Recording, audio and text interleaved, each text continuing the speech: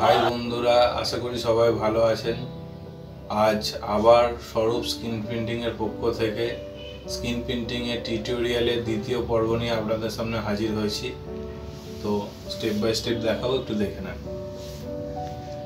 প্রথমে আপনাকে বাজার থেকে একটা সোনাকোট 400 গ্রাম সোনাকোটের কোটো কিনতে হবে, ঠিক আছে? তো সোনাকোটের 400 গ্রাম সোনাকোট কিনলে আপনাকে 2 পাতা সেন্সিটাইজার ফ্রি দেবে, সেন্সিটাইজার ফ্রি দেবে 2 পাতা, মানে একটা 400 গ্রাম সোনাকোটের সঙ্গে। তারপর আমি এটা বাড়িতে নেহার তেল 50 গ্রাম মাখার তেলের শিশি এটা জোগাড় করেছি, ঠিক আছে? তারপর প্রথমে মানে সোনাকোটটা কিনে নেওয়া, ভালো করে ঝাঁকিয়ে নিতে হবে, মিক্সড করে নিতে হবে।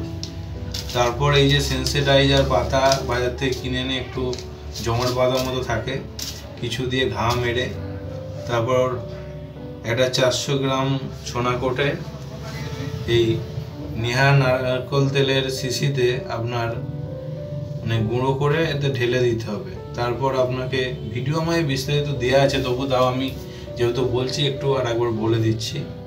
তো এই যে পয়েন্ট পর্যন্ত আপনি জল নেবেন সেন্সিটাইজার গুঁড়োটা ঢুকিয়ে দেওয়ার পর, তারপর নাড়িয়ে রেখে দেবেন। তারপর আপনার এটাকেও ভালো করে ঝাঁকিয়ে নিয়ে সোনাকোটের ছিপির 1 ছিপি সোনাকোট নেবেন, আর তাতে 10 থেকে 12 ফোঁটা সেন্সিটাইজার মিশিয়ে তারপর ওই যে কাঠের ফ্রেমের স্কিনে লাগাতে হবে। জানেন, কাঠের ফ্রেমের স্কিনে লাগাতে গেলে একটা এই প্লাস্টিকের স্কেলের প্রয়োজন হবে। আমি স্কেল দিয়ে টেনে টেনে লাগাই ফ্রেমে বা স্কিনে। আপনারা দেখে থাকবেন, আমার ভিডিও আপলোড করা আছে ইউটিউবে, আমার চ্যানেলে, দেখে নেবেন সব, ঠিক আছে? তারপর একটা স্টিলের স্কেলও প্রয়োজন হয়, ঠিক আছে? তো এই গেল। তারপর আমার সোনাকোটটা লাগানোর পর মানে কোটিংটা, মানে সোনাকোট আর সেন্সিটাইজারের মিশ্রণটা কোটিংটা লাগানোর পর ফ্রেমটা এই ফ্রেমে লাগানো হবে। ফ্রেমে লাগানোর পর আপনি নর্মাল ওয়েদারে 8 ঘন্টা কি 40 মিনিট রেখে দিলে মানে ওই কোটিং যেটা লাগানো হবে এই স্কিনে শুকিয়ে যাবে। তারপর এক্সপোজ করার জন্য রেডি হয়ে যাবে ফ্রেম, ঠিক আছে? তারপর এবার আপনি যদি সূর্যের আলোয় করেন তো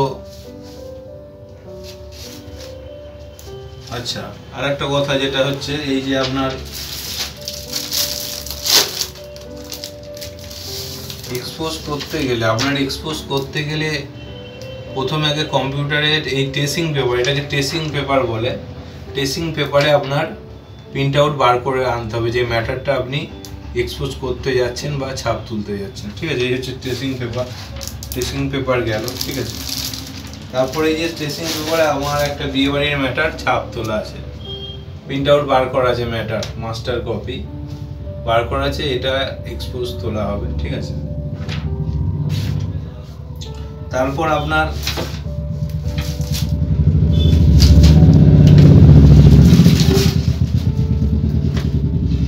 এই যে একটা কাঠের পাঠা প্রথমে নিতে হবে তোলায়, কাঠের পাঠা বা আপনি প্লাইউডেরও নিতে পারেন, ঠিক আছে? মাপটা আছে 1.5 foot by 2 foot, height 2 foot আর আরে 1.5 ফুট, ঠিক আছে? এটা প্রথমে দিলেন। তারপরে এই যে ফর্ম, বাজার থেকে ফর্ম কিনতে হবে আপনাকে, এটা 4 ইঞ্চি ফর্ম আপনার, এটাও 1 ফুট বাই 1.5 ফুট, ঠিক আছে? তারপর হচ্ছে কি যে ফ্রেম এক্সপোজের জন্য ফ্রেমটাকে, যেটা কোটিং লাগানো ফ্রেম শুকিয়ে গেছে, এরকম ফ্রেমটাকে রাখতে হবে, ঠিক আছে? তারপরে এই যে ম্যাটারটা, টেসিং পেপারে বার করা ম্যাটারটা মানে অ্যাকচুয়ালি স্ক্রিনের সামনের দিকে এই দিকটা, ঠিক আছে? তো এই টেসিংটা যেমন থাকবে তার উল্টোটা, মানে পেছন দিকে যেন উল্টো দিকটা বোঝায়, ঠিক আছে? তারপর